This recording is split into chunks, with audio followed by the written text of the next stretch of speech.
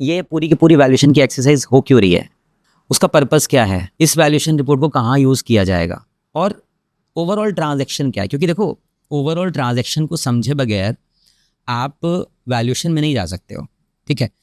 अब उसके बाद आप ये अगर मान लो लेमैन पर्सपेक्टिव से देखें, या फिर न्यू फाउंडर्स के लिए देखें, या फिर न्यू इन्वेस्टर्स के लिए देखें, और आप ये पूछो कि सबसे इम्पॉर्टेंट फैक्टर क्या है, तो हर कंपनी में इम्पॉर्टेंट फैक्टर अलग हो सकता है। लेकिन वहाँ तक पहुँचने के लिए देखिए, हमारी जो अप्रोच है वो स्टेप बाय स्टेप है। अब वो क्या करते हैं कि देखो, मैं आपको ना प्रैक्टिकली स्टेप बाय स्टेप आपको बताऊंगा। मेरे क्वेश्चंस कुछ होंगे बेसिक, जो मैं जनरली फाउंडर से पूछूंगा, या फिर मैं एक लेमैन से भी पूछूंगा, तो उनके क्वेश्चंस के जो रिस्पॉन्स होंगे वो मोर और लेस सेम होंगे। ओके।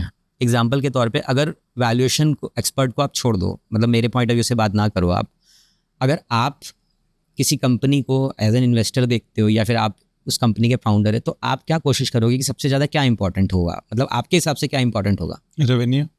राइट, ठीक है।